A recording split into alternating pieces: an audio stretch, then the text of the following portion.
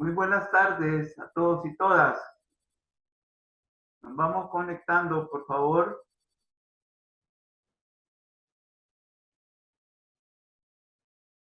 Bueno, eh, vamos a continuar entonces con la idea que nos habíamos quedado la semana pasada.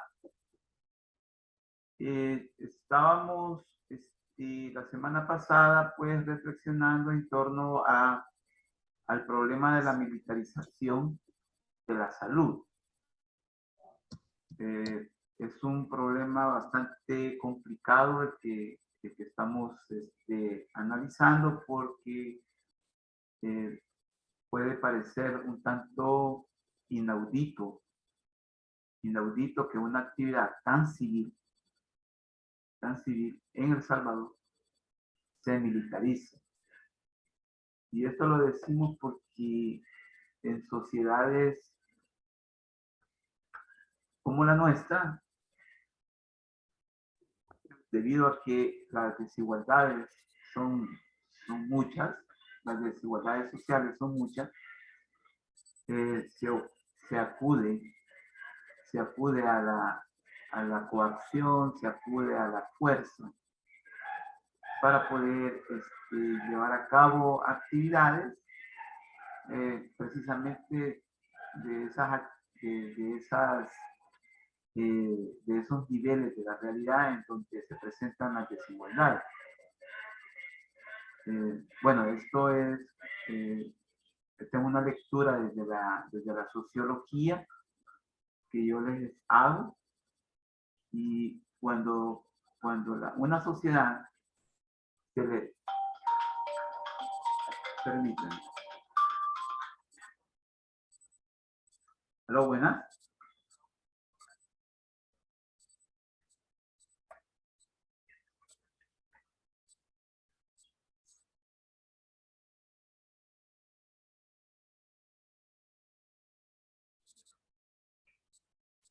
Bueno, entonces, vean, eh, hay una situación en cuanto a la relación entre lo que sería el proceso o el fenómeno de la militarización de la sociedad y las actividades civiles. Ocurre que las sociedades en donde las desigualdades sociales son bien marcadas, se acude a la fuerza, se acude a la coacción para controlar esas actividades en donde existen desigualdades sociales.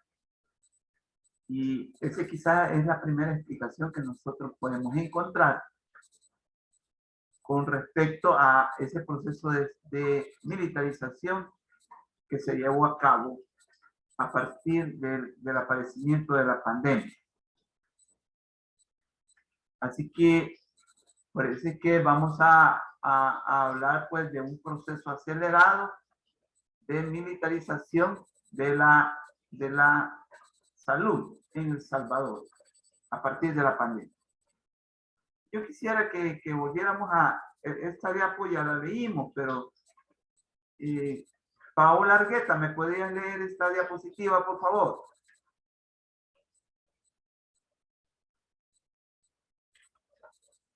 Paola Argueta, ¿me podrías leer esta diapositiva, por favor?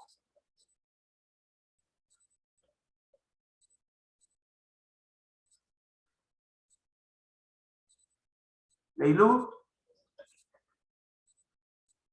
Ah, bueno. Sí, José Dueña, ¿me lees esta diapositiva, por favor? Ok, Lick.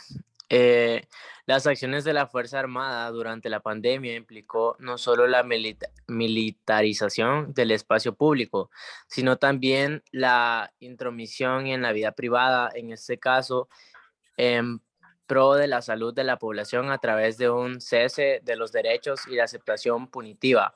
Curiosamente, el protagonismo durante la crisis de salud ha contribuido a reforzar una percepción positiva a través de una serie de estrategias de imagen. Los cercos sanitarios dieron la impresión de ser estados de ocupación con un despliegue de armamento, como traquetas, y una escasa presencia de personal médico. Esto adquiere relevancia cuando se presenta en un país donde alrededor de 3 décadas atrás enfrentaba un conflicto armado y la presencia de traquetas y militares en las calles fueron el diario vivir. Muchas gracias. Entonces, resulta que en sociedades como la nuestra, en donde las desigualdades son bien marcadas, las desigualdades sociales, se acude a la institución militar para poder controlar esas actividades en donde se presentan esas desigualdades. Ahora bien, también ocurre que en El Salvador hay todo un proyecto de dominación política en la cual se acude también a la institución armada para poder encontrar pues una capacidad de control de la sociedad.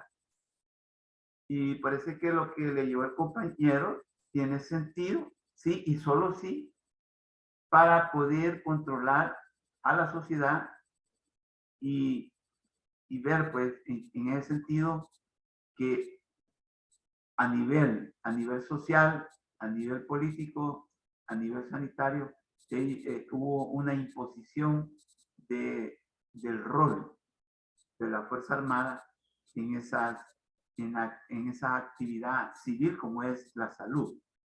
Miren, esto es delicado lo que nosotros estamos reflexionando ahorita, porque resulta que en El Salvador ya han ocurrido procesos de militarización también, y esto ha vuelto a ocurrir. La última idea que leyó el compañero, que se refiere precisamente que hace 3 décadas, hace 30 años, en el país se vivió un conflicto armado en donde el diario vivir significaba ver vehículos militares y a los militares también en todos los caminos, en todos los caminos del país. Así que es una situación que muchos y nosotros desde la sociología identificamos como una vuelta al pasado. Una vuelta al pasado en donde hubo muchas víctimas civiles, y entonces vemos pues estamos viendo de que esa vuelta al pasado no nos va a traer buenos frutos como sociedad. Bien, no sé si hay alguna opinión al respecto, porque esto es bien complicado y bien complejo en realidad, es bien complicado. Ahora, esta diapositiva plantea pues un punto muy, diría yo,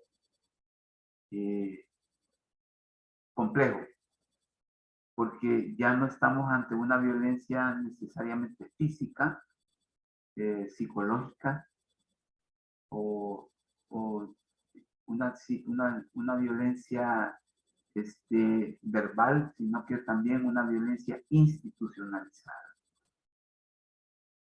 Una violencia institucionalizada que también somete a otra institución social, que es la salud. En toda sociedad, la salud es una institución como sistema, pero también es un bien público que toda la sociedad supuestamente debería de gozar. Entonces, la violencia institucionalizada viene a ser como una respuesta necesaria al desencanto público y colectivo a los servicios de salud y sus políticas públicas. En El Salvador se está percibiendo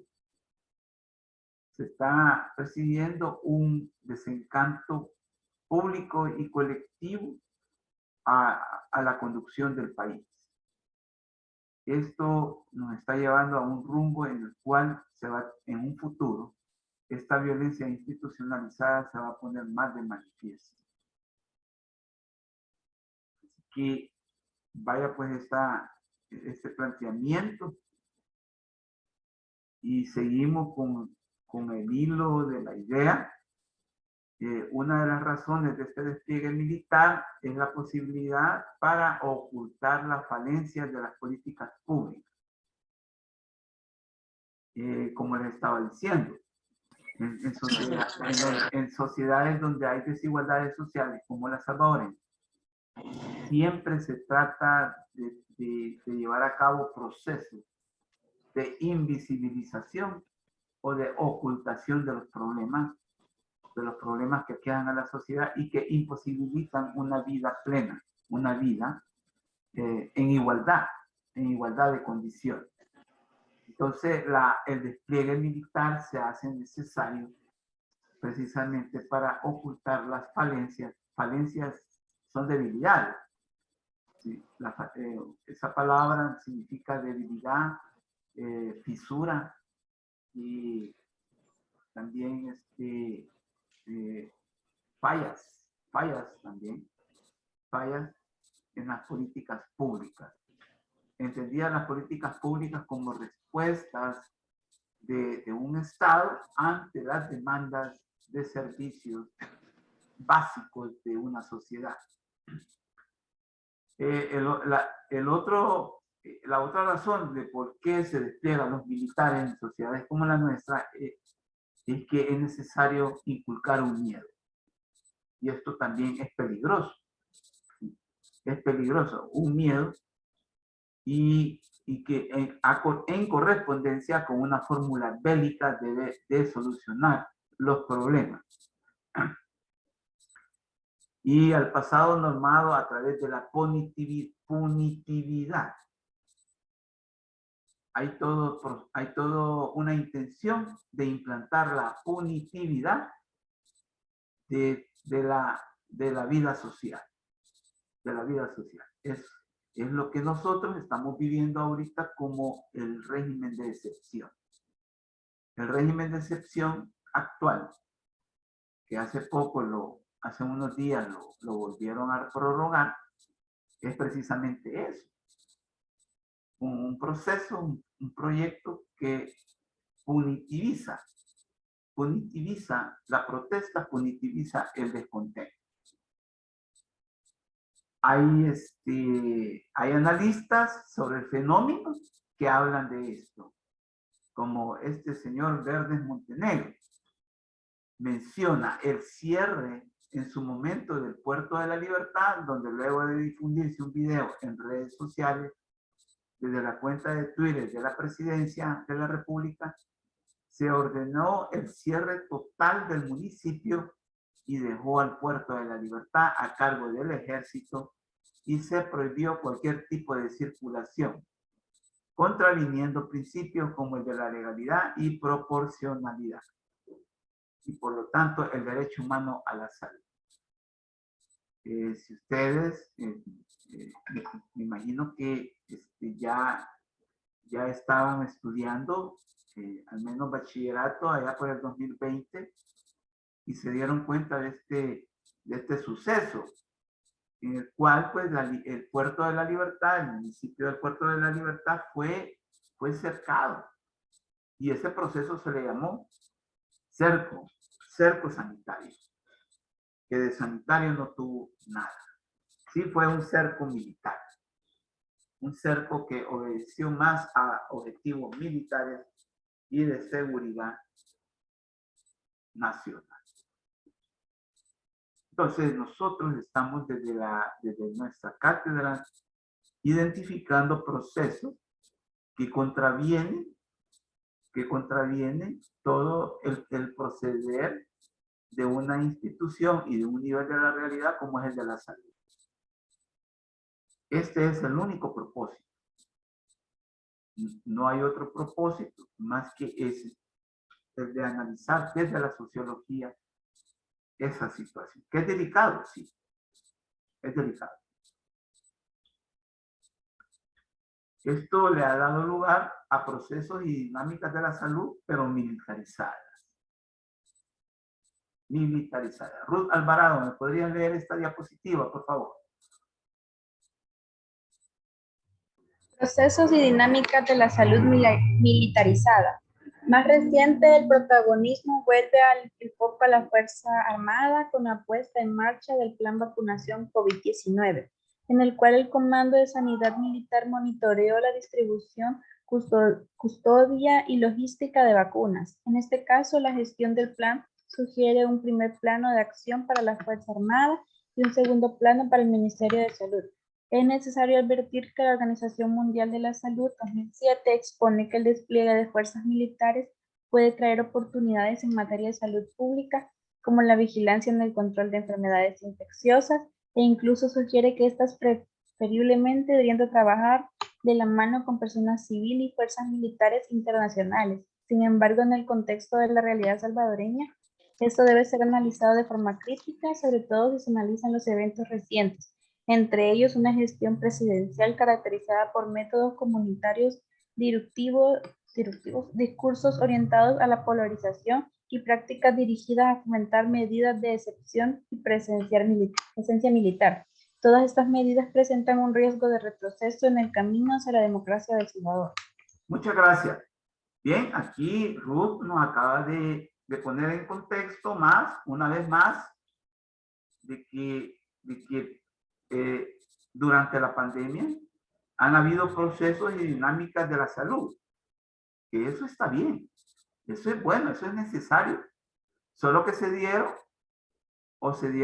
vieron marcadas por la presencia militar.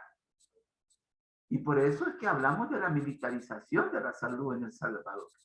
Porque fueron ellos los que retomaron el rol protagónico y no el personal de salud, sino que fueron ellos los que tomaron, digamos, la dirección de los procesos como el plan de vacunación COVID-19 y de otros procesos. Estamos nosotros poniendo el ejemplo del plan de vacunación porque es el más evidente. Es el más evidente. Y debería ser al revés, pues. Ya la Organización Mundial de la Salud identifica en las fuerzas militares como sectores auxiliares en el ánimo de llevar a cabo procesos como son los de el control de las enfermedades infecciosas y otros procesos. Y que se puede tomar o se puede echar mano del personal de la Fuerza Armada, pero solo como auxiliares. Y siempre el personal médico tomando, como dicen, la dirección de los procesos. En cambio, aquí en El Salvador fue al revés. Fueron los militares los que llevaron el proceso y el personal médico tuvo un rol subalterno. Esto es grave.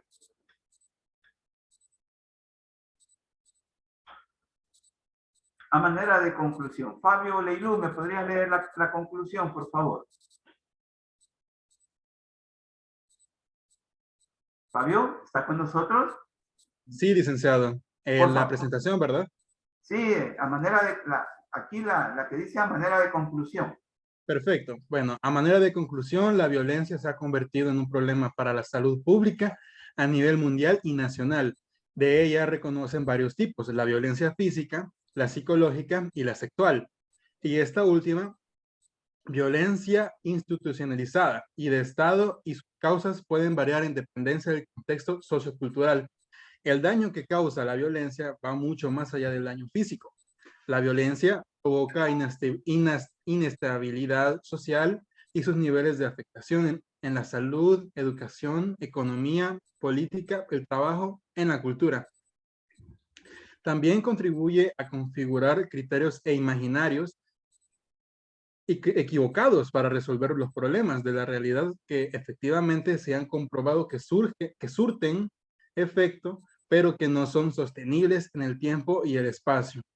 Y de lo que se trata es proponer y materializar soluciones sostenibles que involucren a toda la sociedad y su talento para que hayan frutos inclusivos y no excluyentes. Ejemplo, como el actual estado de excepción, que a 6 meses, octubre de 2022, de estar vigente se ha convertido en una y única política pública de seguridad del cual el gobierno de turno en El Salvador y sus efectos en la salud ya se están experimentando en las condiciones de vida degradantes. Muchas gracias, Leilu.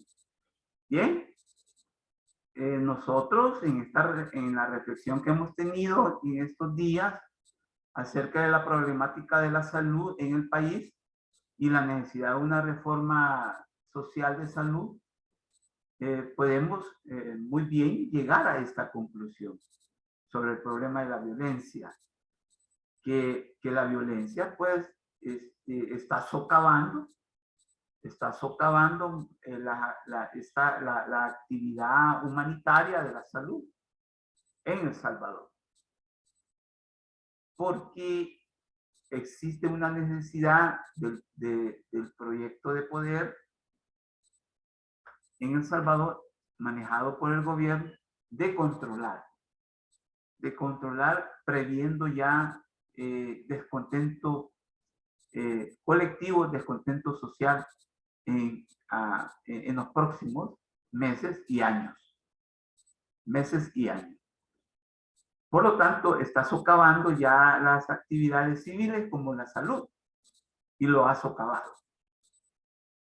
¿Por qué digo que está socavando? Porque si bien es cierto, ahorita no hay cercos militares en ninguna parte, pero de un momento a otro se manda a llamar a los militares y se hacen presentes donde sea, se hace presente en cualquier institución social, en cualquier institución de la sociedad.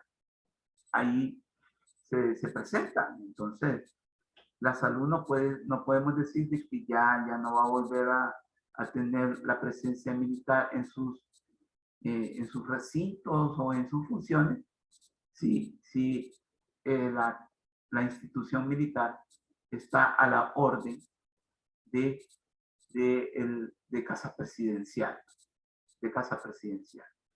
Lo que nos leyó Leilu también nos llama mucho la atención, y es la idea esta, que la violencia provoca inestabilidad social y sus niveles de afectación en la salud, en la educación, economía y en la política, el trabajo y la cultura son evidentes en El Salvador. No somos una sociedad pacífica, sino una sociedad en donde la violencia está a flor de tierra, en lo más mínimo, en lo más sencillo, así como también en lo más elevado, si usted quiere, o en lo más elaborado, como serían, por ejemplo, las redes sociales, los troles, los youtubers, etcétera, etcétera. Y ustedes que consultan o que se meten a las redes sociales lo han podido comprobar. Algo que es grave y que nos leyó el compañero es también lo siguiente. También la violencia también contribuye a configurar criterios e imaginarios equivocados para resolver los problemas de la realidad que efectivamente se han comprobado que surten efectos, pero que no son sostenibles en el tiempo y el espacio. ¿A qué nos estamos refiriendo aquí? Ustedes se han dado cuenta de que hay una aprobación popular, llamémosla así, popular, a la gestión del presente gobierno. Se dice que la gente aprueba la presente gestión del gobierno en cuanto a seguridad pública. Ojo, en cuanto a seguridad pública, pero no así en lo económico, no así en otras áreas como el del trabajo, ¿sí? No así en otras áreas como podría ocurrir, por ejemplo, en la conducción del problema que tuvimos hace unos días con estos fenómenos o desastres que se convirtieron inmediatamente en desastres naturales. Allí no hay no hay una aprobación generalizada, sino que todo lo contrario. Donde sí hay una aprobación generalizada y que a eso se atiende el gobierno, es que la gente hoy por hoy apoya las gestiones que se están haciendo en materia de seguridad pública a través de este estado de excepción.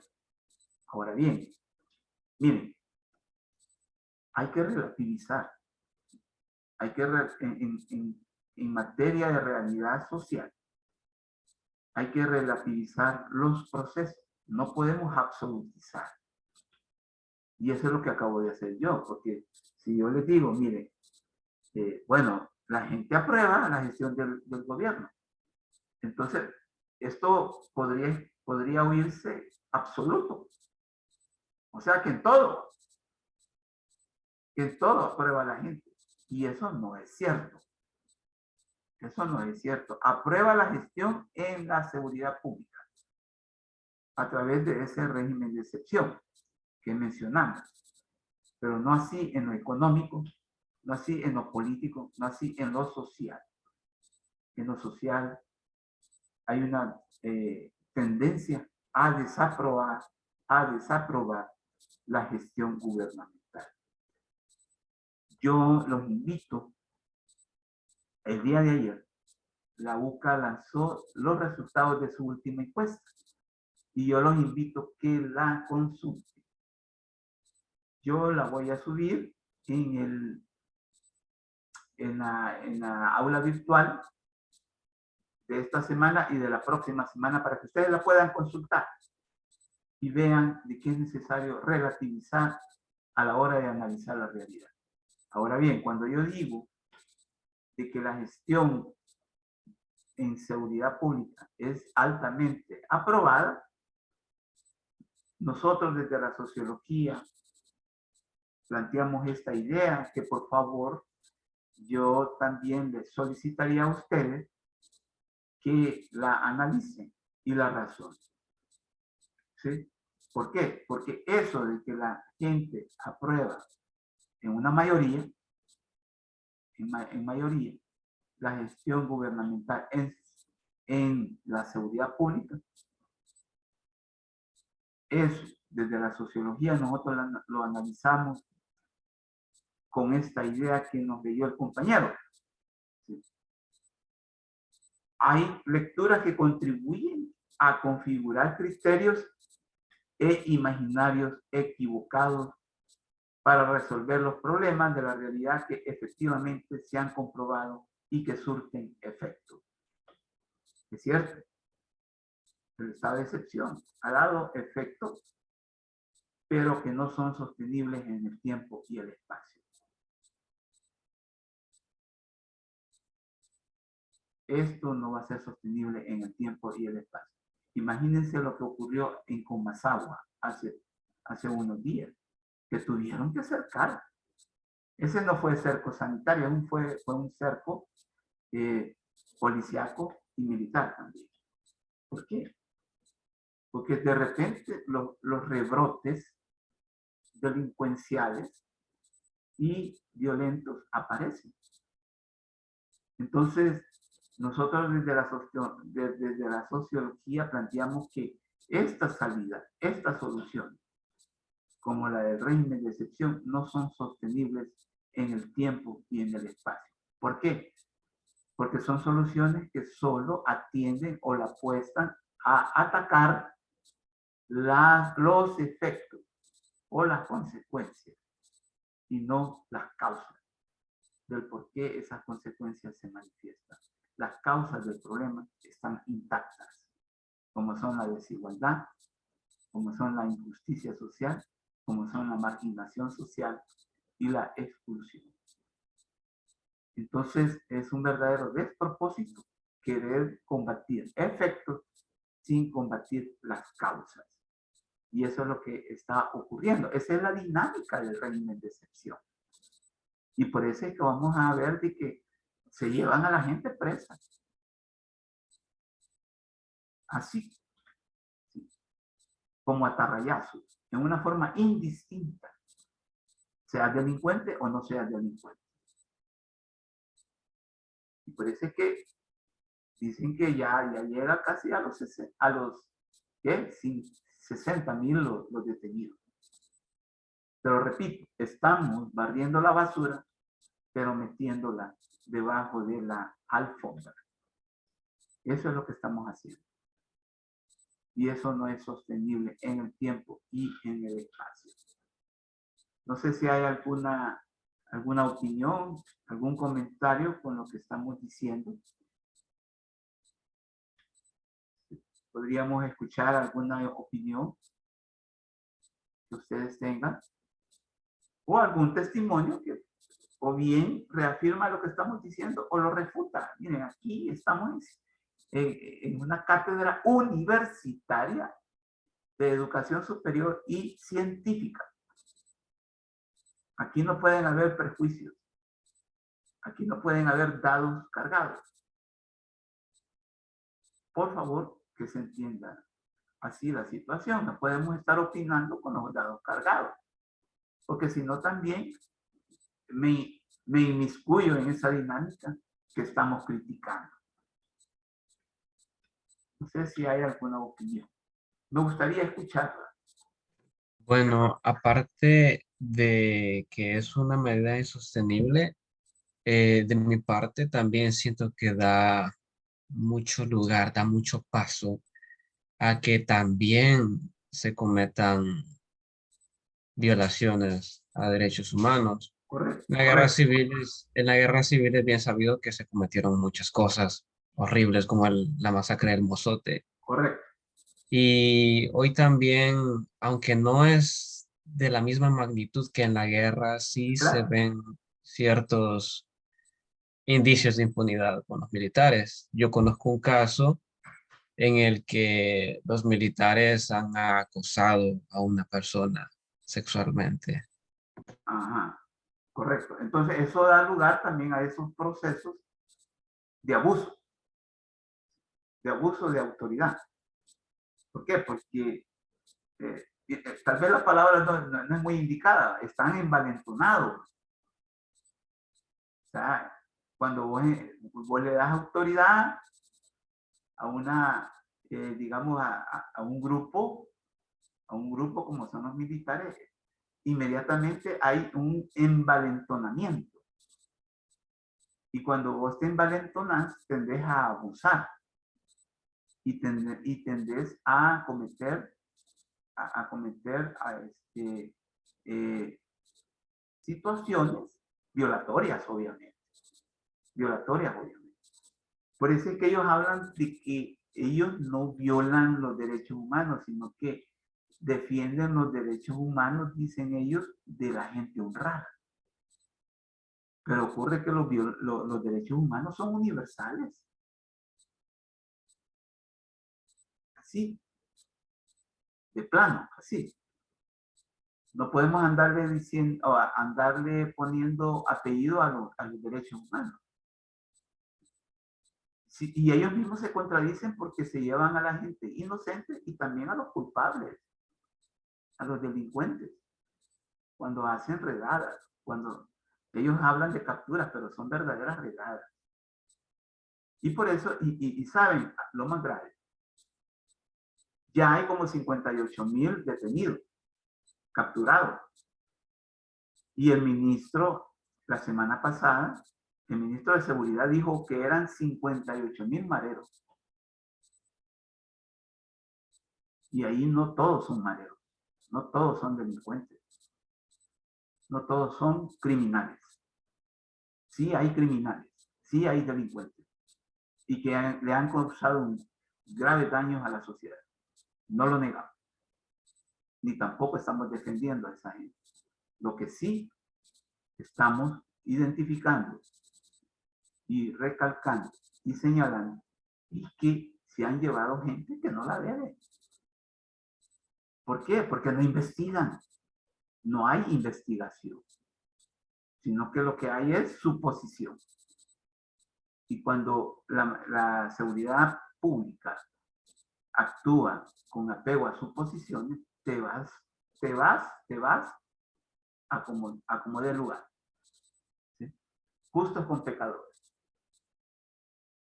Entonces, yo aplaudo lo que acaba de decir el compañero, lo sostengo también, lo secundo, que este régimen de excepción le está dando lugar a procesos violatorios de los derechos humanos, en cuestiones bien puntuales, como ese acoso sexual del que habló el compañero.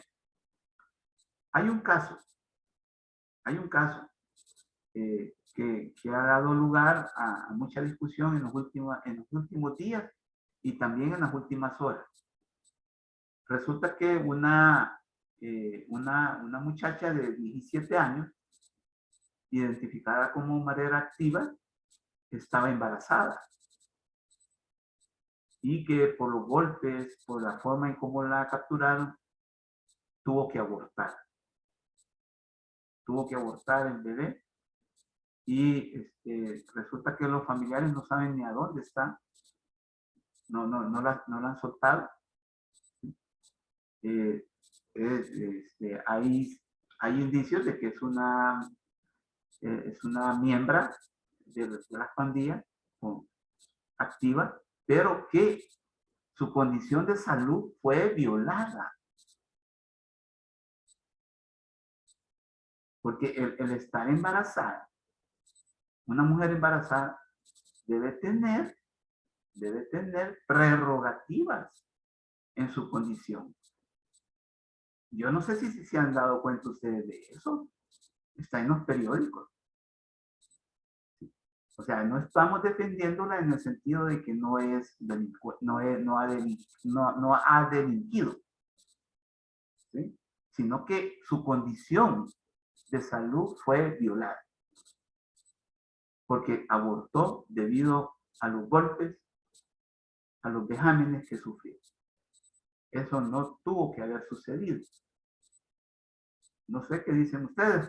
Ustedes que van a ser futuros médicos al respecto. O sea, este sería como otro, digamos, otro caso puntual como el que señaló el compañero que acaba de hablar y que pues estamos pues en una situación complicada porque también ya fue prorrogado el estado de excepción para otro mes más.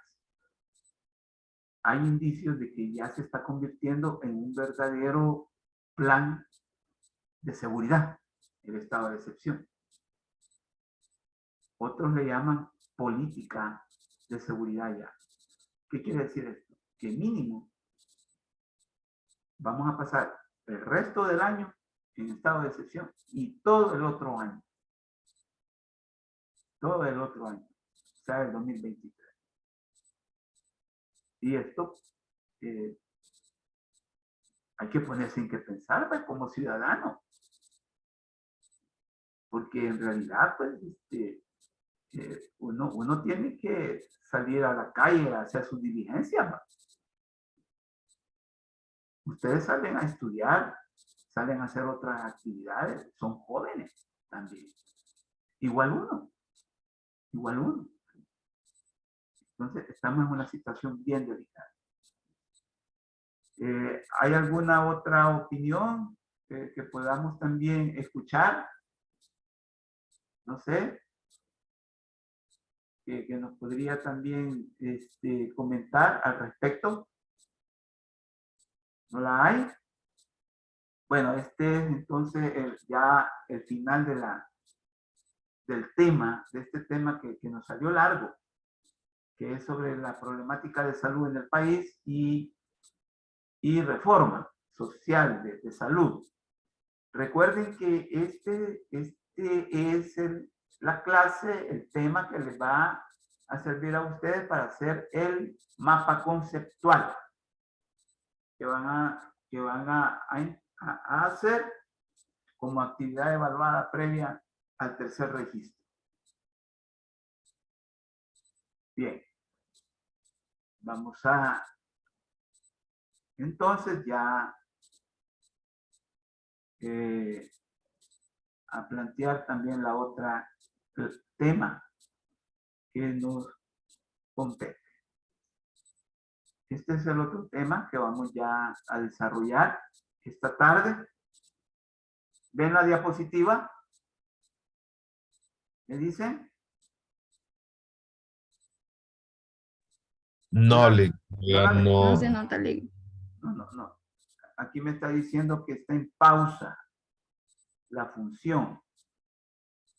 Es que se quedó grabando la presentación anterior. Sí, ¿verdad? Vamos a ver. No sé. Si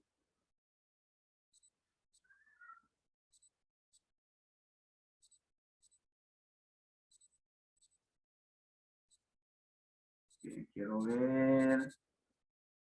Vamos a ver, yo creo que tengo que... Hoy sí.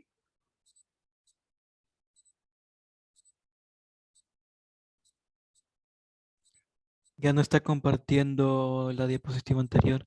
Ok, entonces, ver. ¿Y ahora? ¿Se puede ver ahora? Sí, ahora sí. Globalización y medicina global, ¿verdad? Sí, sí. Ok. Este es el tema que nos toca pues ya desarrollar y que también pues trae pues situaciones de importancia para nuestra cátedra de sociología médica. Se habla ahora pues ya de una medicina global, así como se habla también de la globalización de la economía y de muchos otros aspectos como la tecnología, la ciencia, la globalización también de la política, la globalización de la cultura, etcétera, etcétera. Y la salud no ha querido quedarse excluida también. Pero primeramente vamos a hablar de estas dos variables que ustedes están leyendo, como es el fenómeno de la globalización y de la medicina global. ¿Sí? De la medicina global. Vamos a hablar pues en este tema, vamos a abarcar aspectos muy importantes y necesarios para poder ya adentrarnos en la situación que implica pues entender esto de la globalización y la medicina global. Vamos a hablar de la globalización primero, pero también de los riesgos globales que se le presentan a la medicina global, las causas y consecuencias de esos riesgos. Vamos a hablar de las ventajas y desventajas. Y ya de lleno lo que es la salud global. La salud global que vamos a entender también por lo que es la salud global, que se entiende por salud global. Y la definición, las características, los factores globales que inciden en la salud.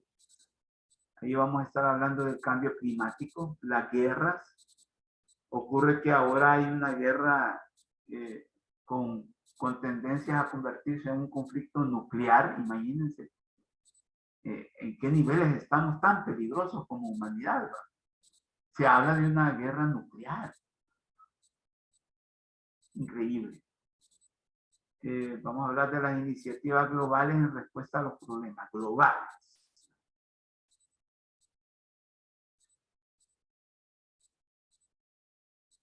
Bien. De tal manera, pues que vamos a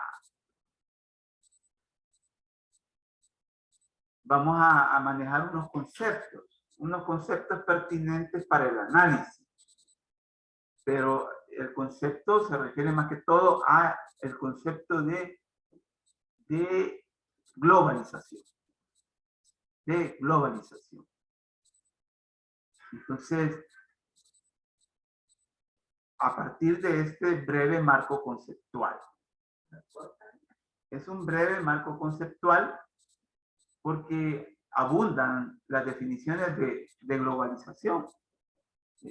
Yo me encontré como con 20 definiciones de globalización y tuve que hacer relativizar cuál es el que nos puede ubicar mejor en el problema que estamos viendo, que es el de la salud global.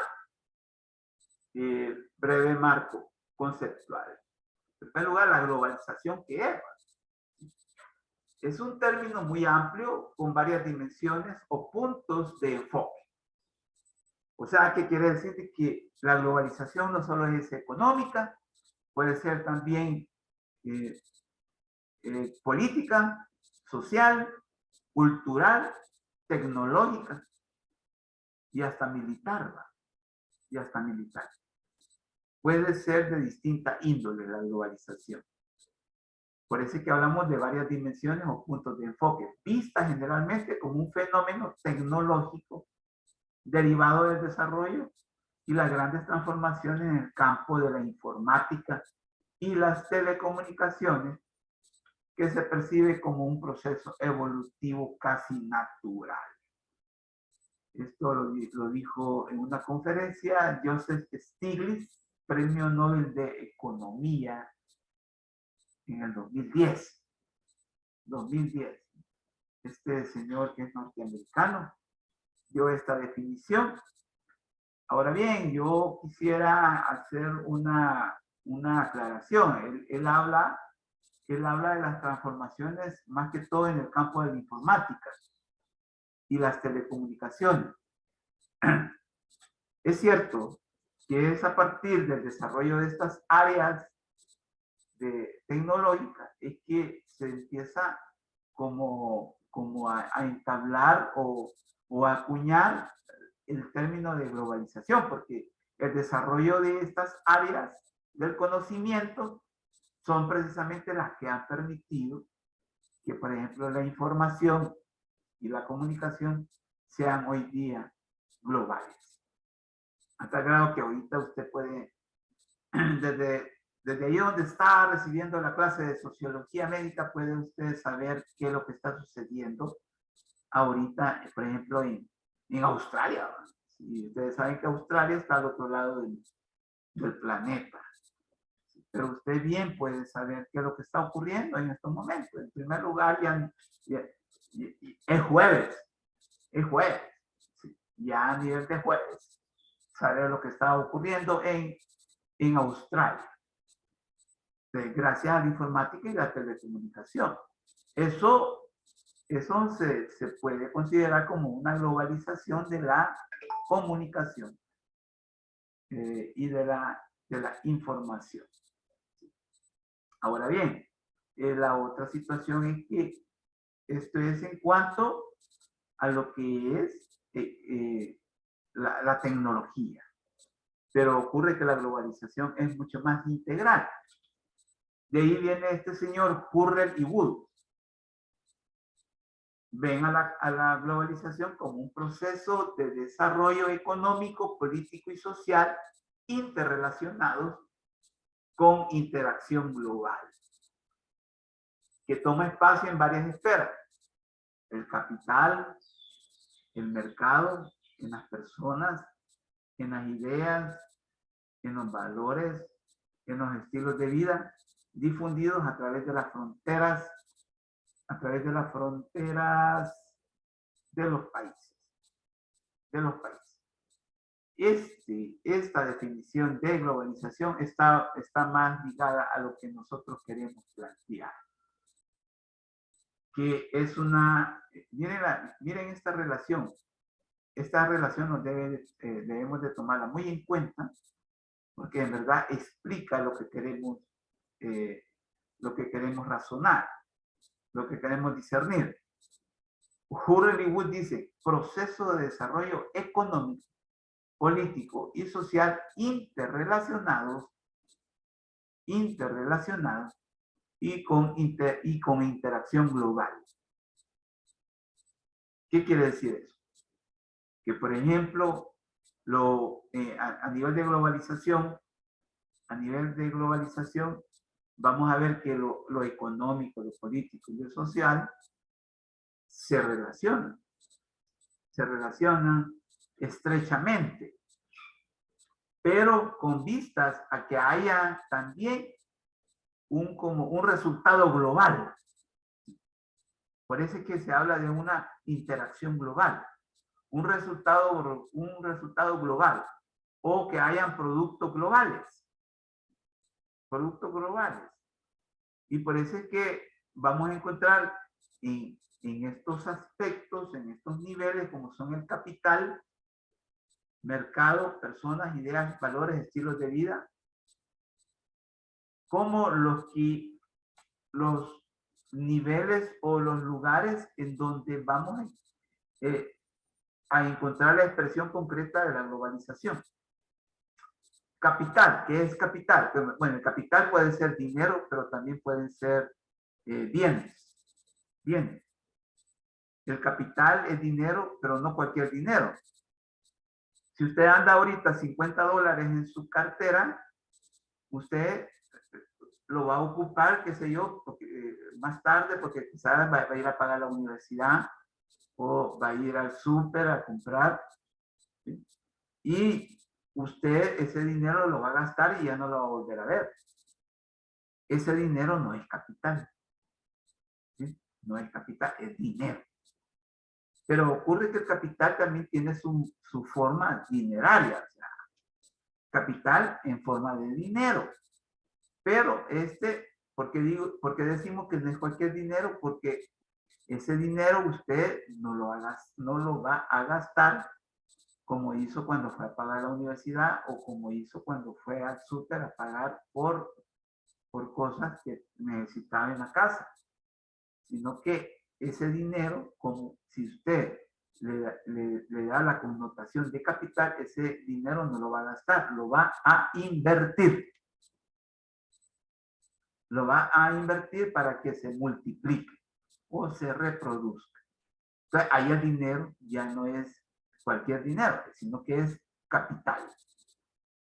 Entonces, el capital es todo aquello que se invierte, sí y solo sí, para que se reproduzca o se multiplique. Entonces, aquí quiero aclarar eso. Entonces, la globalización se da también en el dinero destinado a ser capital, porque usted usted puede averiguar, mira dónde pagan mejor intereses, si en los Estados Unidos o aquí en El Salvador. ¿Cómo hacen los ricos? ¿Por qué creen ustedes que en El Salvador los ricos no ahorran aquí, sino que ahorran en Londres o en Nueva York o en Ámsterdam?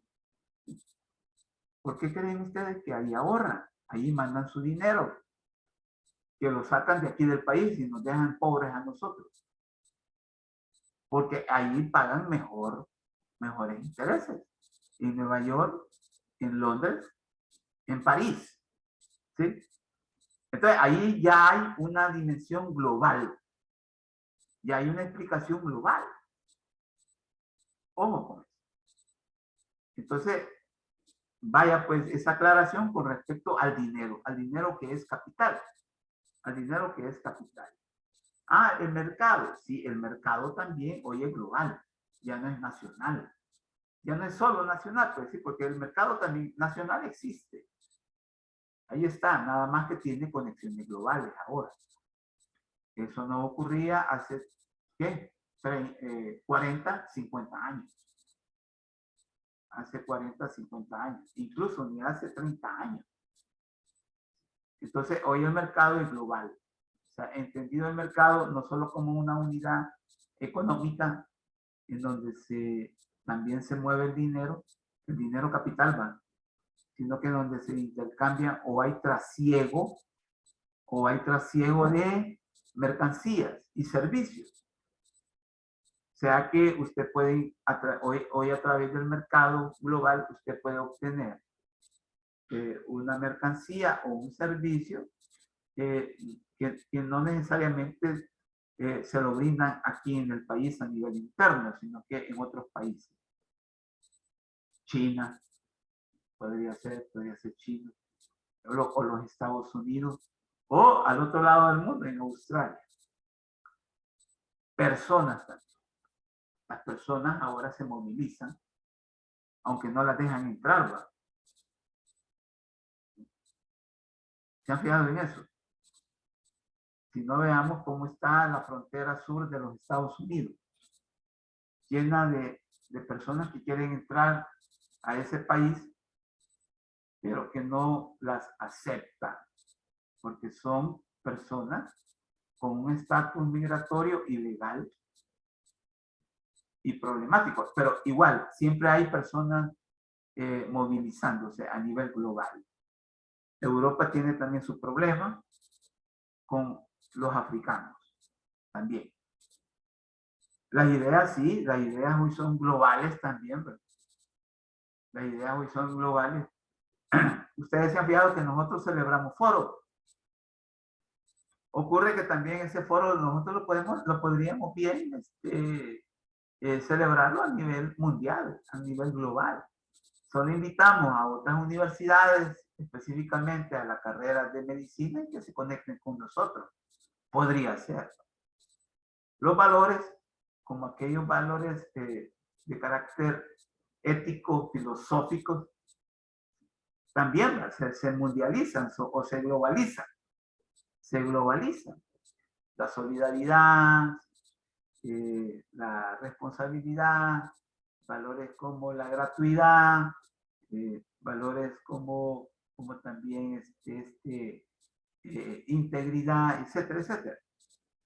Los estilos de vida también están globalizados. Todos quieren tener un estilo de vida. El American Way es un estilo de vida globalizado. El American Way of Life. ¿Sí? ¿Cuántos de ustedes, no sé si viven apegados al American Way of Life y no al Salvadoran Way of Life, y prefieren el American Way of Life? Así las cosas. Así las cosas. ¿Qué nos puedes decir tú, Jefferson Mejía, con respecto a esto? ¿Tú tienes una vida global o globalizada? Diría que sí, ya que por lo menos en mi tiempo de la escuela tuve la costumbre de más o menos terminar metiendo en grupos de WhatsApp y al final terminar hablando con gente de diferentes países, aunque la mayoría de por aquí, de países como aquí de Centroamérica, Colombia, México y cosas así. Estados Unidos, Europa también. No, No, no no. que llegue a eso. Ok, pero ese es con respecto a la comunicación, ¿verdad? Pero yo me refiero también a la forma de consumir o de vivir el diario vivir. Si corresponde a todo una ola de globalización que tú has adoptado. Sí, Enrique Solano Bravo. Sí, Enrique, ¿qué nos puedes decir? Sí, yo digo que todos estamos globalizados. Todos.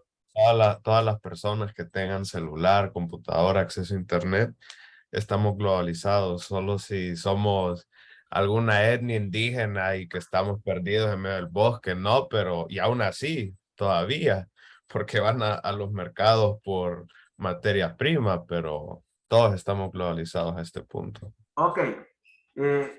Estoy de acuerdo contigo en el sentido de que nadie se puede escapar ya de la globalización. Si tú le huyes a la globalización, estás mal. Estás mal. Algunos dicen, estás mal de la cabeza. Si tú le huyes a la globalización. ¿Por qué va? Porque ya es algo que se ha generalizado como un pensar, sentir y actuar global. Y aquí es cuando, bueno, desafortunadamente nosotros no pudimos desarrollar ese tema, como era digamos, la cultura global, cultura y salud, podría ser un buen tema, créanme, que lamentablemente no lo pudimos incluir en esta asignatura. Pero lo que dice Solano, tu apellido, ¿va? Sí, sí, es un apego. Entonces tú tienes razón en ese sentido. Ya nadie se puede escapar de la globalización. No puede estar reticente o huraño a la globalización en realidad. Tú tienes razón, Carlos, o Solano, perdón. Bien, vista así la situación, entonces, repito, es una definición de globalización que nosotros como materia, como asignatura, compartimos las ideas, esas ideas que se plantean. Ahí está también este señor,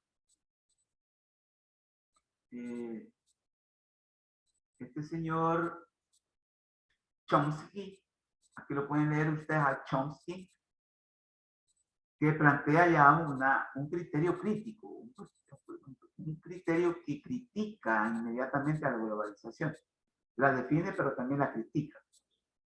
Chomsky dice, plantea que el rasgo fundamental de la globalización es la imposición. Es la imposición de un modelo de pensamiento, de una forma de concebir el mundo, la sociedad, la producción y distribución de bienes y las relaciones entre las naciones, que se conoce como neoliberalismo y se constituye en el paradigma económico de estos días. Chomsky aquí razona el término o la categoría de globalización como algo que se ha impuesto, querramos o no lo querramos, se ha venido a configurar como una imposición, una obligación de una forma de concebir el mundo. O sea, tenemos, y Solano lo decía ya, tenemos un pensar, sentir y actuar acorde a la globalización, con apego incluso a la globalización. Y lo que es más complicado, y obedientes a la globalización. De vez en cuando nos toca consumir productos y bienes materiales, servicios también, que si no fuera por la globalización no los podríamos obtener. Por ejemplo, los servicios que ustedes pagan en sus casas, de la telefonía y el internet, por ejemplo, más que todo el internet. Entonces, nosotros no podríamos estar usando el internet si no fuera la globalización una posibilidad cotidiana. Ojo con eso. Entonces, quizás lo que nosotros debemos de distinguir con Chomsky, o el detalle, si ustedes quieren, también de Chomsky, es que él la concibe como una forma impuesta, como un modo de ser impuesto. Chomsky es un lingüista y un filólogo que ha criticado pues todo lo que es imposición nos lleva a la destrucción. Pero esto no lo dice ahorita, no lo dice aquí en esta definición, lo dice en otras conferencias, en otros libros que él ha editado. Entonces dice, toda imposición lleva a la destrucción, porque no hay un consenso, no hay una aceptación de parte del que es sujeto de esa imposición. Entonces, desde ya deteriora, desde ya va considerándose como una deshumanización. Y parece que Chomsky va a ser de aquello que va a decir que la globalización como proceso es deshumanizante, es un proceso de deshumanización en el que hemos caído. Luego aquí viene Ignacio Ramonet. Ramonet es un periodista muy destacado español que también ha ideado un subconcepto de globalización. Enfoca la globalización neoliberal como la lucha del mercado contra el Estado, de lo privado contra lo público, de lo individual contra lo colectivo. Aquí Ramonet le da una connotación de contradicción entre dos sectores fundamentales, entre lo que es el mercado y el Estado.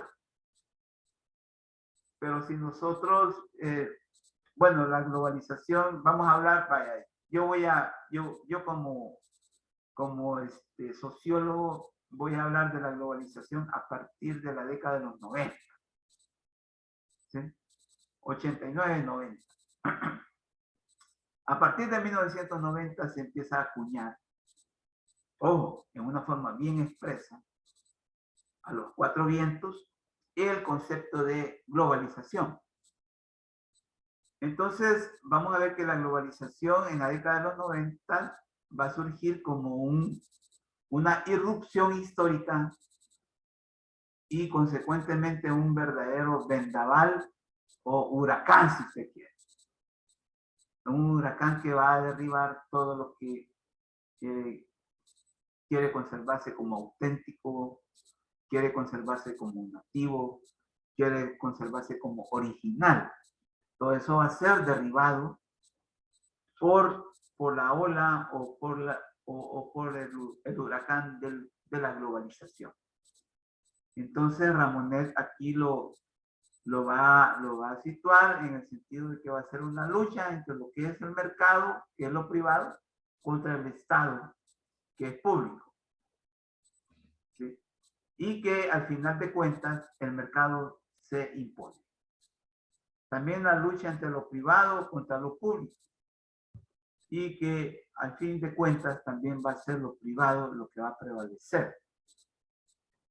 Y también de lo individual contra lo colectivo. Que también, al fin de cuentas, va a ser lo individual lo que se va a imponer o a prevalecer. Entonces, para Ramonet, eso es la globalización, lucha entre mercado y contra el Estado, y también de lo privado contra lo público y de lo individual contra lo colectivo, en donde los primeros van a prevalecer. Yo rescataría esta idea de lo que dice Ramonet.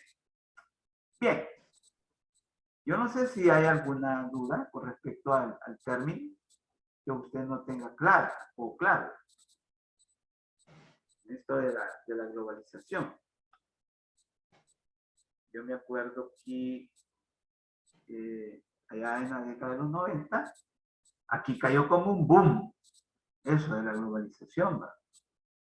Y que incorporemos en una forma irreflexiva. Muchos decían eso, porque nos conviene. Bien, pero esos eran criterios, como yo, que pueden ser equivocados. Pueden ser equivocados. Y en verdad han resultado ser equivocados. No todo lo que la mayoría dice es bueno. Y nosotros en una forma ingenua lo identificamos como democracia. Es lo que estábamos hablando con el tema anterior, ¿verdad? Sobre lo que la gente cree sobre el proyecto o el estado de excepción. El problema es que el estado de excepción esa crisis nos va a venir a reventar en la cara. Bueno, pero dejemos el tema, ¿vale?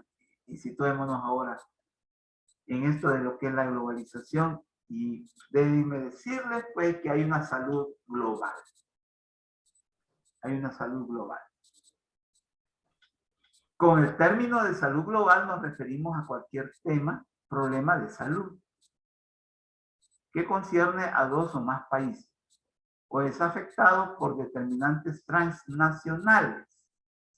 Por ejemplo, la globalización, los recursos de salud global, etc. El cambio climático, Pero esto último, y es muy importante recalcarlo, el COVID-19. El COVID-19 se mundializó en cuestión de meses o de semanas. ¿Sí? En cuestión de semanas, yo me acuerdo que el país se cerró en 2020. ¿Sí? El país se cerró, no entraba nadie, ni salía nadie. Con vistas a que el COVID no penetrara. O sea, un intento antiglobalizador, ¿verdad? Pero eso fue en el 20. Allí por marzo apareció el primer caso de COVID-19 allá en Chachuapa. En Chachuapa, ahí en el departamento de Santana. Y todos lamentándose, los que creían de que no iba a poder penetrar el COVID, porque el país se había cerrado por completo, entonces no iba a tener la posibilidad. Pero allá en Chachuapa apareció una persona, un salvadoreño, un hombre, con COVID-19. Entonces traspasó la frontera, porque este señor me parece de que entró por un puesto ciego, un punto ciego que le llaman. Un punto ciego, y ahí es donde se filtró esta persona con el virus. Increíble, ¿verdad? Increíble. Pero bueno, a lo que queremos llegar es que el COVID como problema de salud es un problema, se vino a configurar como un problema de salud global que inmediatamente se convirtió en un problema nacional, de salud nacional. Producto de esa característica global con la que surge o con la que llegó a nuestro país. Entonces el COVID es el resultado o es una expresión de un problema de salud global. Y todavía lo sigue siendo. Todavía lo sigue siendo. Porque yo estuve leyendo hace unas semanas una conferencia de prensa del presidente de la Organización Mundial de la Salud, que a pesar de que ya se ve el final, ya se ve una luz al final del túnel, la pandemia no ha desaparecido. Eso lo dijo ese secretario general de la Organización Mundial de la Salud. Pero de nuevo, eso no le quita que el COVID haya sido una enfermedad o una pandemia con efectos globales o con expresiones globales. Luego viene una pregunta: ¿cuál es el objetivo de la salud global? El objetivo de la salud global debe ser proteger y promover el bienestar físico, mental para todos y todas los habitantes del planeta. E indicó que la ONU debe ayudar a los países al acceso a los servicios sanitarios esenciales. Entonces ahí le propone a la Organización Mundial de la Salud que supervise esos procesos. Pero que es salud pública y global, entonces. Hay un término de ustedes que se llama salud pública global. ¿Qué es esto? Es pues un bien público global, basado en un nuevo valor público propio de la época reciente, centrado en los derechos humanos, en una filosofía solidaria, política y ética. Entonces, este concepto de salud pública global maneja pues de que nadie puede estar exento de los servicios de salud, indistintamente si es negro, si es chino, si es anglosajón, si es latino, etcétera. Es ser humano. Con solo el hecho de ser humano, él debe tener derecho a todos los servicios que una salud pública global brinda. Nuevamente aquí metemos a la relación salud-enfermedad como fenómenos globales. Y acudimos al ejemplo más ilustrado o más ilustrativo con el que se cuenta. Y es el COVID o coronavirus, que es un problema que ha deteriorado la salud y ha evolucionado como enfermedad. De hecho, desde que apareció, el COVID que existe hoy en día no es el mismo COVID con el que apareció, sino que es ya es producto de varias cepas, el COVID que ahora está entre nosotros. Entonces, el COVID como pandemia, porque la pandemia también no es lo mismo que epidemia. La epidemia es la propagación de una enfermedad, pero en un determinado territorio o determinado lugar también, físico. La pandemia no trasciende las fronteras, Pero el COVID es como revelador en ese sentido de que como enfermedad inmediatamente se convirtió en una enfermedad global, en un fenómeno global. Bien, vamos a ver que el COVID es un problema de salud global. La Organización Mundial de la Salud declaró en el 2020 que el coronavirus COVID-19 representa una pandemia global. ¿Sí? Esto fue a principios del año 2020, que inmediatamente observaron las características de la enfermedad, y a partir de esas características, que obviamente ya están clasificadas por la medicina, adquirió la categoría de pandemia global. Es la última pandemia de las que han ido apareciendo. Es la última pandemia que ha ido apareciendo a lo largo de las últimas décadas, con repercusiones globales de la salud. Las pandemias se conocen desde 2 siglos atrás, pero los avances en los sistemas de salud, los nuevos tratamientos y las medidas preventivas generaron la ilusión de su erradicación. Se erró mucho. Se especuló que esto iba a pasar rápido, que iba a ser un ave de paso, y no fue así. Ocurre que ha quedado para quedarse. Ha llegado para quedarse la cosa. Ha llegado para quedarse la pandemia. Ya se está, si lo que dijo el secretario de la salud, que ya se dé una luz al final del túnel, lo que mínimo va a suceder es que esta pandemia se va a convertir en una verdadera endemia. Así como el dengue.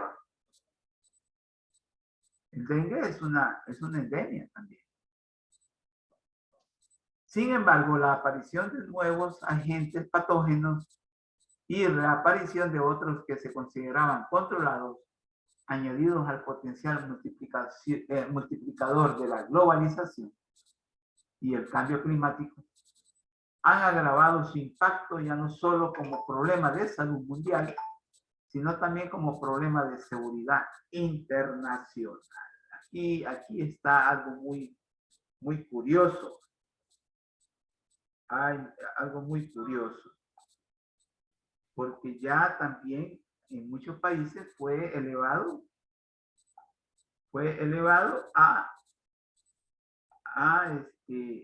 a problemas de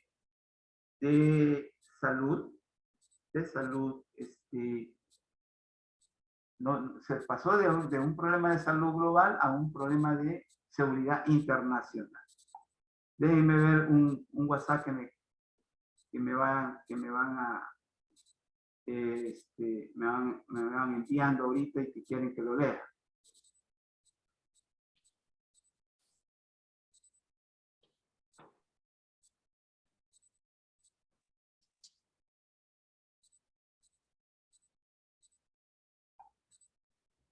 No sé.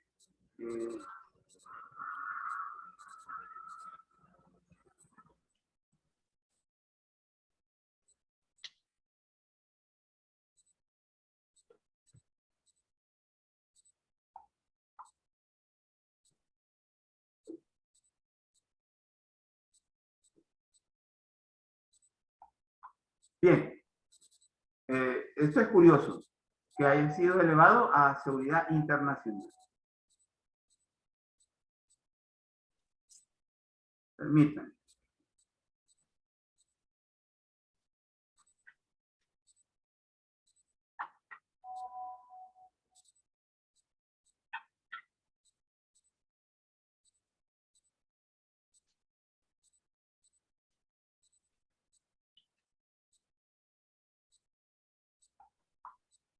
Bien. ¿Y por qué de seguridad internacional? Es una buena pregunta en realidad. Es una buena pregunta. ¿Por qué creen ustedes que en muchos países ha sido elevada a un problema de seguridad internacional?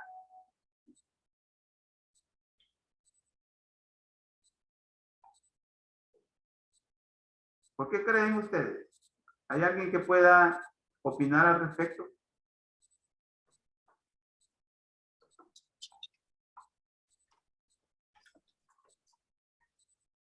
Está bien, un problema de salud mundial, pero también de seguridad internacional. ¿Por qué creen ustedes? ¿Alguna idea? ¿Alguna idea? Bueno, yo al respecto podría plantear lo siguiente, pues, dado la profundidad con que en algunos países adoptó el comportamiento de la pandemia, donde hubo verdaderas masacres. O sea que hubo cientos o decenas de miles de muertes. Entonces eso rebasó pues las condiciones y las capacidades de los sistemas nacionales de salud. Por ejemplo, ustedes se dieron cuenta, por ejemplo, que en Brasil hubo más de medio millón de muertes. Más de medio millón de muertos. En Europa también. En Italia, por ejemplo. En España hubo miles de muertos. Hubo miles de muertos. Los Estados Unidos también tuvieron ese problema, que hubo muertos, hubo muchas muertes, y entonces adquirió la categoría de seguridad internacional. O sea que ya no solo puso en alerta a los sistemas nacionales de salud, sino que también a la seguridad internacional, perdón, a la seguridad de las fronteras de esos países, y por lo tanto verlo como un problema de seguridad internacional. O sea que se convirtió en un problema de seguridad nacional por el número de muertos que causó. Por el número de muertos que causó y probablemente por la cantidad de recursos que también absorbió. Hay otro criterio, cómo el coronavirus COVID-19 ha vuelto a poner a prueba la política de salud global. Esto ha llevado a la salud global en los dos últimos años a un lugar prioritario de la agenda política multilateral para articular las respuestas a una amenaza a la seguridad de primer orden. Esto ustedes lo pueden verificar en todos los foros internacionales que hoy ocurren Banco Mundial, Fondo Monetario Internacional. Ahí siempre en las agendas de las reuniones va incluido el COVID, el COVID-19, como problema, como tema de agenda. Entonces, por eso es que hablamos pues de que es un problema que ha puesto a prueba la política de la salud global. Pero también hay otro aspecto, a mi modo de ver, muy importante a tomar en cuenta, de que en algunos países rebasó las condiciones de los sistemas nacionales de salud. Los rebasó. Aquí lo rebasó también, aunque no dan información sobre eso. Ojo con esto. Bien. Luego aquí están las otras ideas con respecto a esto que estamos nosotros también viendo. La importancia de la salud se ha concretado en torno a las dimensiones de la seguridad y el desarrollo con evidentes consecuencias geopolíticas. ¿Qué quiere decir esto? Ya hablamos de cómo también se le dio una connotación como problema de seguridad debido al número de muertos, al número de recursos que absorbió como problema. Esto detuvo el desarrollo económico. Acordémonos que tuvo que haber cuarentena mundial. Hubo cuarentena a nivel mundial. ¿Sí? O sea que la gente se encerró, aunque algunos países no la adoptaron. No hubo encerrona, pero sí en la mayoría de los países hubo encerrona como la que hubo aquí. Y también hubo consecuencias geopolíticas. ¿En qué sentido? Consecuencias geopolíticas. Hoy el mapa mundi ya no es igual como se perfilaba antes del COVID. Ha cambiado.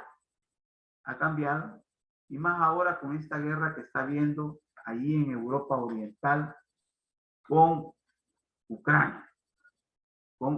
Que en medio de la pandemia la humanidad todavía no logra aceptar de que una guerra es absurda. Y esto nos va a pesar mucho. Ya nos está pesando mucho como seres humanos y como humanidad. La primera dimensión es la seguridad sanitaria.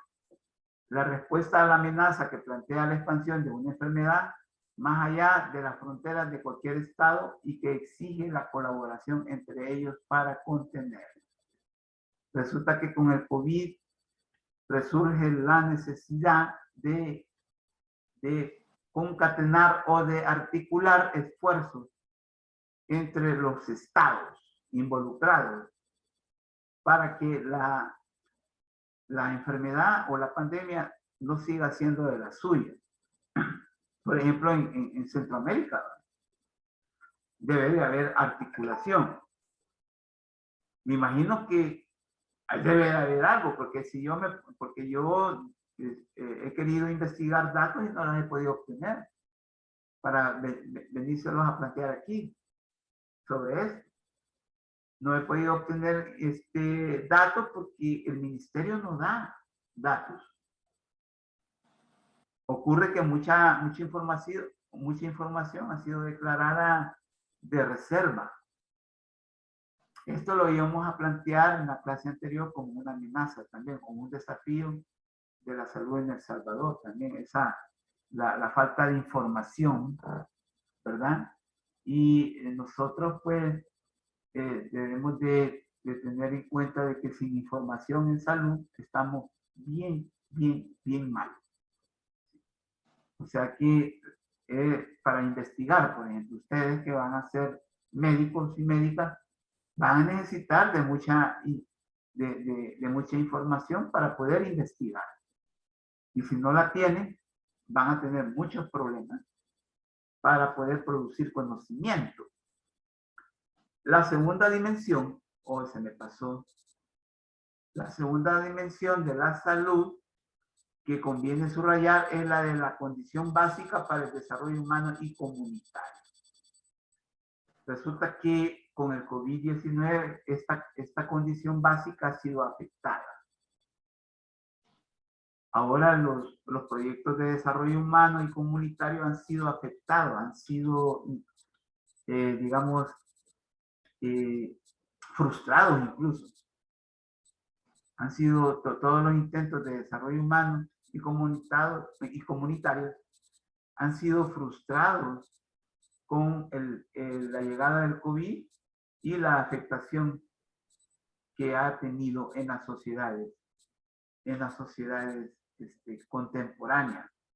Tampoco se trata de una novedad para la agenda internacional, de la que lleva formando parte desde hace décadas a través de la cooperación y la ayuda al desarrollo. Entonces, resulta que el COVID vino como a trastocar todos los proyectos buenos que habían en materia de desarrollo humano y comunitario. Bueno, aquí también, ¿no? En El Salvador, muchos proyectos me imagino que se han detenido por el COVID. Y otra idea que también aquí es necesario plantear, cada una de estas dimensiones está vinculada con una tercera, la geopolítica. ¿Qué es la geopolítica? Son las áreas de influencia política que tienen las grandes potencias en todo el planeta. Por ejemplo, los Estados Unidos maneja una geopolítica. Ocurre que El Salvador, como está cerca de los Estados Unidos, somos parte de la geopolítica norteamericana.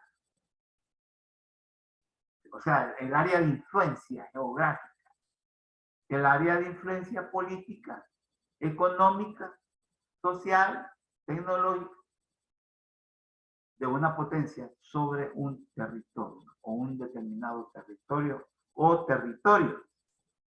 Entonces aquí nosotros tenemos la influencia norteamericana. Por lo tanto, formamos parte de su geopolítica. Aunque China ya se metió por aquí, ¿va? Ya está metida también. China continental. Entonces, ya somos parte también de la geopolítica china. Lo que ocurre es que China también ya se puso a la altura, a no ser que ya también está a un nivel más desarrollado que los Estados Unidos en cuanto a economía. No así en lo militar. No así en lo militar. En lo militar todavía los Estados Unidos conservan ese estatus de dominante. Pero ya China ya metió manos aquí en América, por ejemplo. En América. En África también. Entonces, la geopolítica es necesario que se tome en cuenta también porque son las que hablan de los territorios influenciados por potencias económicas, políticas y militares. Rusia, con esta su guerra que tiene, ha perdido mucho de geopolítica. Ocurre que precisamente Ucrania formaba parte de su geopolítica. Y miren en lo que están, enfrascados en una guerra que puede desembocar también en una guerra nuclear. Y ahí sí estamos bien complicados, bien complicados. En consecuencia, esto de lo que hemos venido hablando, lo geopolítico lo cristaliza y lo resume.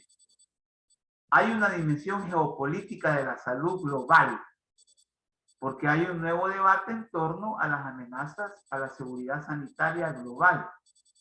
pero también porque persiste un desafío en términos de equidad sobre la salud y desarrollo humano, lejos aún de resolverse. O sea que la salud presupone que haya desarrollo humano. Y esta meta no ha sido alcanzada por la mayor parte de los países del mundo. No negamos que hay países que ya pueden decir que vinculan salud con desarrollo humano. En el caso de los países europeos, como los que están al norte, por ejemplo, los llamados países nórdicos, esa gente sí ya tiene alcanzado esta meta. A la vez, esta dimensión ha convertido las dos anteriores en elementos de creciente importancia para la posición e influencia de los estados en la comunidad internacional. Todo lo que hemos estado hablando en cuanto a la salud global sirve como de elementos constitutivos a lo que son las intenciones de dominación geopolítica de las potencias. Llámese Estados Unidos, China, Rusia o Europa. Así lo ilustra el caso de la vacuna. La vacuna o la posición negociadora desde la que los países del sur global han enfocado el tratado de pandemia, demandando un sistema de salud mundial que atienda más equitativamente sus prioridades, sus propias prioridades y necesidades.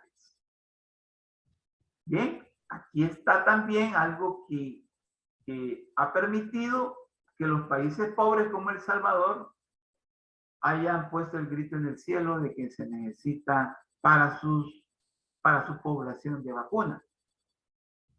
Y el llamado fue contestado porque el gobierno ha sido sujeto de donaciones de vacunas para atender a la población nuestra o de El Salvador. Bueno, ocurre que la globalización tiene ventajas como proceso humano, político, económico, militar. Tiene ventajas. ¿Y cuáles son esas ventajas?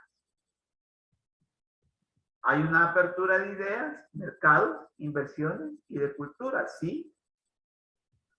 Ahora bien, esto es una situación de doble filo. Esta es una situación de doble filo. Porque si nosotros retomamos lo que dice Chomsky dice que es la imposición. Sí. Y ustedes saben que las imposiciones pueden ser por la fuerza o pueden ser por la, digamos, por la amenaza también. Puede ser por la amenaza. Y entonces ocurre pues que si esta apertura de idea no es apertura, sino que es una imposición, porque la figura de apertura puede ser o puede convertirse en una figura que invisibiliza inmediatamente una imposición. Y aquí bien galán nosotros estamos hablando de apertura, ¿no? Pero que no es, sino que imposición de ideas, de mercados, de inversiones y de cultura. Según Chomsky en su definición de globalización. Y hay que tener mucho cuidado porque es una situación de doble filo en ese sentido. Un progreso tecnológico, pues, es cierto, es innegable, insoslayable que ha habido progreso tecnológico, las llamadas TIC. Bueno, el progreso tecnológico, el uso de la tecnología se ha convertido en un verdadero signo de los tiempos. Una mejora de las comunicaciones, sí, es cierto también. Aquí yo tengo mis reparos, mayor crecimiento económico. No es cierto que a nivel mundial haya crecimiento económico. Eso yo lo puedo sostener en cualquier parte, en cualquier situación que se me llegue a increpar, si ustedes quieren, o a increpar en cualquier situación. Mejoras en la calidad de vida y en la salud, esto no es cierto. Esta ventaja no es cierta, al menos no es cierta para la mayoría de los países que son pobres y subdesarrollados. Que son pobres y subdesarrollados. Sí se le puede llamar como una ventaja para los países ricos y desarrollados, que son los que en realidad son los que se, como dice el dicho popular, ¿verdad?, se sirven con una cuchara más grande. Porque ocurre que la globalización es como el mercado mundial, no mandamos nosotros, los países pequeños y pobres y subdesarrollados, no regimos nosotros la globalización. Ojo con eso.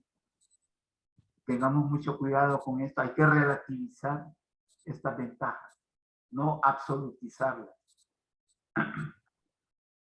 Porque esto de las mejoras en la calidad de vida y en la salud, no en vano está enllavado en signos de, o está cerrado, abierto y cerrado en signos de interrogación, ¿va? Por lo menos 3, yo me atrevo a decir que no se han configurado como ventajas en sociedades como la salvadoreña. Bien, hemos llegado a las 2:41. Tenemos 2 horas académicas este día. Vamos a llegar hasta aquí porque es hasta las 2:40.